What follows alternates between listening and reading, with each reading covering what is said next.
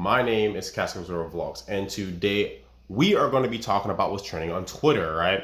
So it says 60% of millennials and Gen Zs said they would prefer to spend money on life experiences now than save for retirement, according to Bloomberg, right? I thought, what is better than to scope the internet and see what the millennials and Gen Zs have to say if this is true or not, right? So I was gonna make a video originally talking about how dumb this is, right? And the fact that you should save up and stuff like that rather than being YOLO living for now. But I got something even better for you guys, all right? I was looking around crazy. I have the camera over here for once, not the camera over here. But I got something better for you guys. We're gonna hear from the horse's mouth on why she says, okay, this is a video, all right? I'll put her channel down below. Gen Zs and millennials will not be broke and lazy, all right? That's what she's saying, okay? She's saying that they're not broke and lazy. And I want to know why she's saying that, because in my opinion, y'all broke and lazy, all right? I don't want to do no overtime. That's what they all say. Want to do some overtime? I don't want to do no overtime. So let's see what this chick has to say. So without further ado, let's get into the video right now. Maniac for that trap street.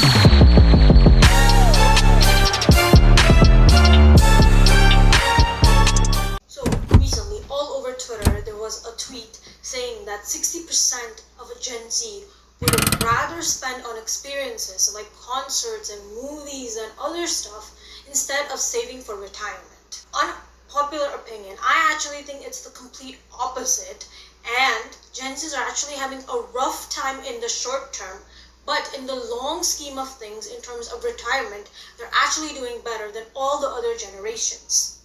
Firstly, let's talk about... Was that the debate though? Like, that wasn't the thing. The thing was that they would rather spend all their money now and not save for retirement. But I think what she's trying to say, she's making a prediction that long term they're gonna save more money. I think that's what she's trying to say, because that literally made no sense.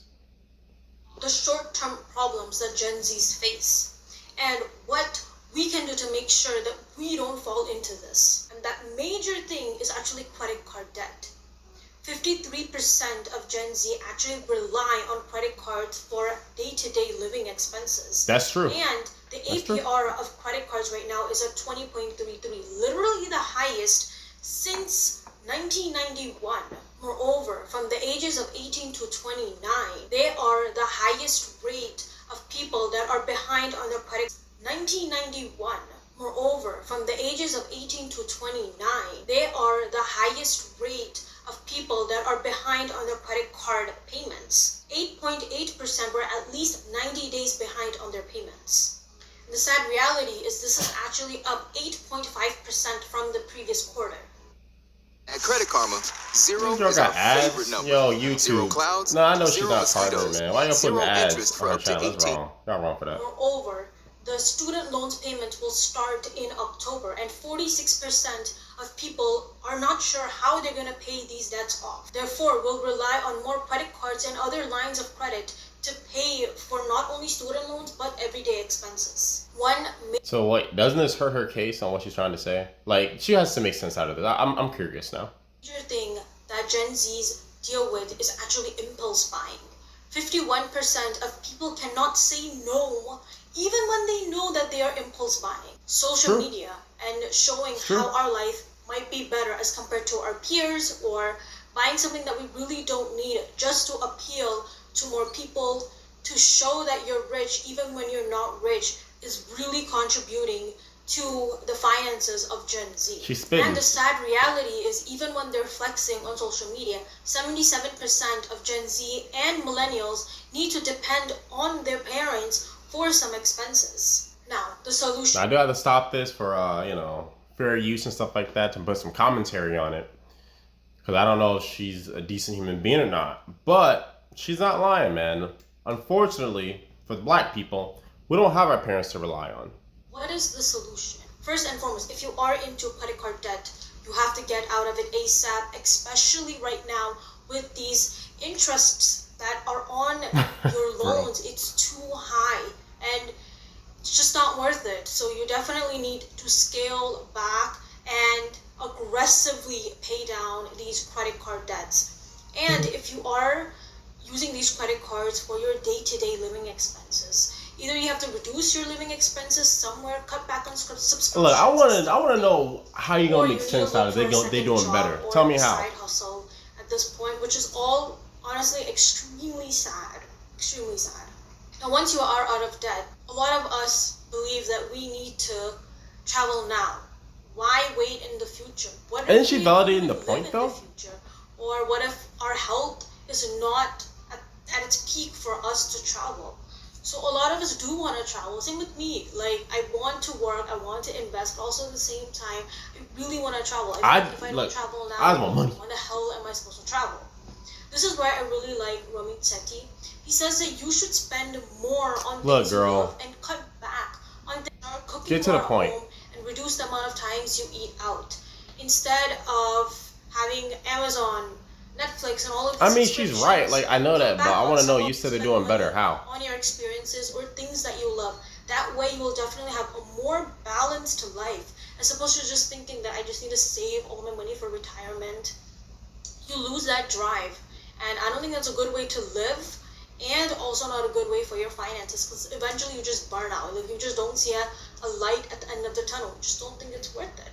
And so another thing, she's saying that you need to do a mixture, but it still doesn't validate her point that she's saying that they're doing better now than they were. Like the millennials and Gen Zs will have more money. How does that make sense? You're simply saying people need to, do a little bit of both, right? But let me intervene here. Okay, you work really, really hard, right? I mean, like, really work hard. You could get like millionaire status in like 10 years. Just work really hard for like 10 years. If you really want to work hard, like 5 years, you can get millionaire status in like 5 years. You work hard enough. So you don't have to wait until you're like 65 for retirement. Just work really, really hard and invest it. Put it into like something simple like the S&P 500 or something. Or you want to be a lazy investor. I know you guys are lazy, so just do lazy investing. You don't have to even look up nothing. Like, okay, 10% return. All right, I'm lazy. You guys know what I'm talking about. All right, this is easy. That's all you have to do. But she's saying like, oh yeah, you don't want to wait till you're 65 and all that other stuff. Like, I want to know how she's saying that Gen Zs, at all people, millennials, I can kind of believe it, maybe I don't know, but Gen Zs, how on earth are Gen Zs gonna have retirement when the article is saying that 60% of them want to spend all their money now and they don't have any retirement? Please explain this to me. I want to know. Let her spit a little bit. Is delayed gratification. Since so many Gen Zs can't say no to an impulse purchase, I would definitely say that keep the product or whatever that you're looking for in your cart for 1 week. Do you remember it after 1 week that you wanted this product? Then you honestly... I mean, she's spitting. That's something I do myself. Mom, about to lie. I have a bunch of stuff in my cart that I haven't bought yet. Let's just watch. Want something. Then what is the impact of this product in my life? Like, I mean, she's spitting, but I want her to get to the conclusion. Be worth it. Maybe I can cut back for now and then think. Yeah, get to the point, girl. I'm like, what? Like, I work so hard, I can't even afford this. But you always have to think about working capital. This $1 that you invest today will be so many more dollars in the future. I mean, she's right. So I think of it in a more positive light as opposed to a negative light. And that what you see on social media is not real. It's just... But what her says will not be broke. Gen Zs and millennials will not be broke. That is the title of your video. I want to know how Gen Zs and millennials will not be broke. Explain that to me. You're taking way too long. That's the title of your video. Delayed gratification. Okay, she got some timestamps. Let's make this a little bit easier. Social media is not real. I agree with you. Here we go. This is what I want to see. This part right here, 6:53. Explain this to me. You took way too long. This should have been the first thing you explained because it's the title of your video. Like, I know you're a small YouTuber, but geesh. Please get to the point. Yes, Gen Zs are dealing with credit card debt, and yes, they're relying more on their parents, which is not ideal. But on the other hand, they are actually the generation that will be the most prepared for retirement ever, which is all amazing. A survey found that 80% of Gen Z actually started investing before the age of 21. It is extremely important to start early, even if you're investing smaller amounts. As you can see in this graph, if you started investing at 25, by the time you are 65, you will have less than 500,000. And if you put that similar amount at 35, you will have a little bit more than 200K. So it is a big, big difference. And even if you I'm gonna tell you the problem with this, all right? So she's saying all this lovey-dovey stuff. That sounds great. 500,000, what? But you're talking about like in 30 years. In 30 years, 500,000 will be worth like 100,000. Literally, $1 million will be worth like, I think it's 500,000, 600,000 due to inflation. I did the math in another video. I can't remember properly, but it's either like 500,000, 600,000. Like $1 million will be cut by half. So it doesn't work, right? I look, no shade on her, man. She made a decently good video, all right? But I was very curious to see what she's gonna say. She's saying like, oh, more people are investing now. So look how much money they'll have. You have to count inflation to this stuff. But maybe she says it. Let's see. Maybe I'm catching it wrong. Let her spit. 40 and you double the amount. If you have invested at 25, it is still less than $500,000. It is just around 350K. So you can see the importance of starting early. Which is nothing. And if so many Gen Zs have started investing early on in their life, that is absolutely amazing. And they're definitely the most on track for retirement. And also, that's more a prediction, and more people then. believe that when we get to retirement, there will be no pension. Like, we literally need to save for our own retirement and have that planned. We cannot rely on the government. Because even if the government will give us money, it is not sufficient to pay for our everyday expenses. True. As you can see, Gen Z is 65% ready for retirement.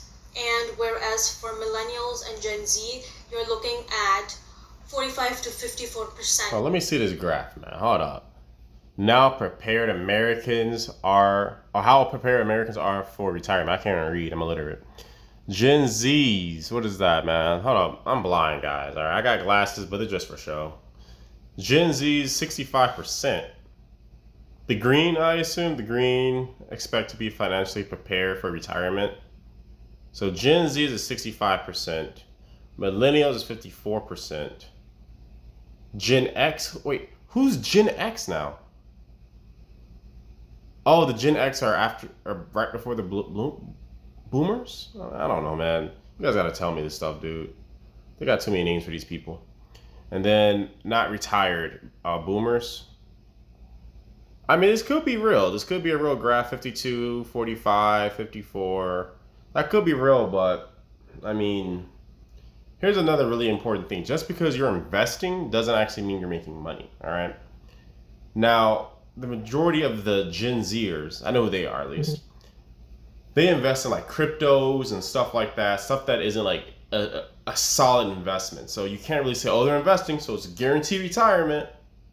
It doesn't count. Just because you're investing doesn't count. Like, I get what she's trying to say, but the biggest thing is that you have to know what you're investing in. The majority of people don't know what they're investing in. There's a lot of people that invest. She's correct about that. There's a lot of people that are investing. There's more kids investing. I would even agree with that. Like, you know, the Gen Zers are investing. I would agree with her on that. But where she's wrong is that they invest in, like, what is that stuff called? The little crypto dumps and stuff like that. NFTs and all this little weird stuff, all the geek stuff that doesn't make you any money. That's most of the time a scam. That's what they're investing in. They're trying to get fast money, not long-term money. So she's wrong. She's overall wrong, but I get what she's trying to say. Let's see what the last thing she has to say. I'm gonna give you guys my final thoughts. Readiness for retirement. So recently in 2019, we had some data on the average retirement money that people have right now. From the ages of 65 to 74, they have around $426,000. And for ages 75 and older, they have $357,000. And these are well below the $1 million mark. Expedia Come on, members YouTube. get Why do you member keep putting prices ads and on her rewards for channel, future bro? trips. She don't even get paid for this. If you have Y'all wrong for that. $1 million saved, and pretend you live till the age of 80, 89, which is actually pretty average, and you take away 4%, that is around $50,000 $48,000 to $50,000 that you can spend on a yearly basis for your everyday living expenses, which is really, really great. And to have less than $500,000 is actually sadly not sufficient. So for Gen Zs to start earlier in their life, and for 20% of them to be using their 401ks and actively putting in Just talking 15% about of their 401ks? income, it means that they will be more than ready for retirement. Okay. And definitely, I get what she's saying, man. I get what you're saying. All right, I'm gonna give you guys my final thoughts. I get what she's trying to say, and on paper, she makes a lot of sense. Like, all these people are investing mathematically. You have this many people investing. They're retired. No, they don't. These people don't even have jobs. Right? Gen Zers don't even have jobs. Right? They work like 4 hours a day, and they spend all their money now. And if they're investing in crap stocks that they think is gonna blow up, they did no research about. They just heard word of mouth or FOMO, right? And then they're like, oh, I'm gonna make this much money because this is gonna blow up. The majority of people that are investing are actually just like that. I'm gonna make a bunch of money because this is gonna blow up. They don't know what's gonna blow up. This is gonna blow up. Just because. It was low. It was $10 5 years ago. It's gonna shoot back up. It's 99 cents right now, with no true indicator that's going to shoot back up to $10, all right? Those are the majority of the investors, and that's the people that she's actually talking about. I know what I'm talking about, okay? Now, she's talking about like retirement plans. They don't do retirement plans. The mindset is that they want to have their fun now. Logically, right? You have to think about this logically. If they want to spend all their money now, right, and they don't want to, prepare for the future, they're not really expecting their stocks to blow up like that. They're like, oh, if it happens. It's like the lottery to them. They're literally playing the lottery to them, all right? It's like gambling for them. They're not actually analytically looking at the stocks and figuring out what they're about, stuff like that. They don't do that. I'm telling you right now, they don't do that, all right? You need to be in a job, right, to get a proper 401k. And yeah, you could use like brokerage account like Robinhood and stuff like that, but you have to think about it this way. A 401k, you can only get out when you're 59, 65, right? Or a Roth, etc. I think a Roth is 65, and a 401k is 59. My point is that if they're not even looking to the next 2 years, how could they look to the point when they're 59 or 65? They don't have their money invested into retirement accounts. They have their money invested into a brokerage account. And they're expecting to get rich overnight. That is the overall thing. So, what I have to say to her is that she made a decent video. I'll give her that. And on paper, she makes sense. All right? She seems to be a decently intelligent person. But she's completely wrong about what she believes is going to happen. That's a prediction and not a fact. That they're going to have more money. They're not. Because they're too busy wondering about what gender they are. Okay? They're not, you're giving them way too much credit. And for the people that are watching, okay, I want you guys to truly ask somebody.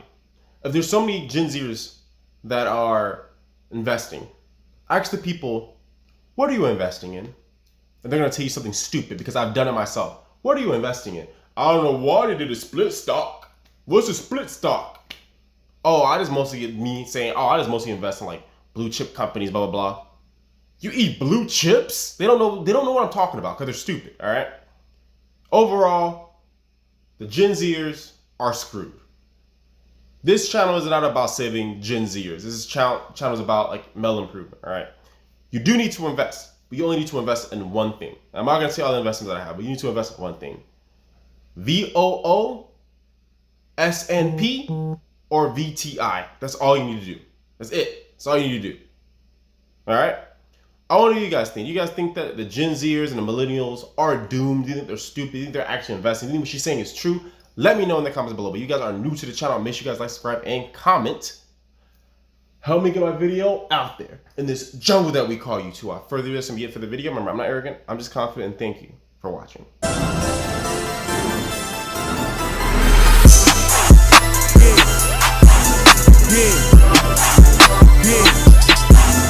Yeah.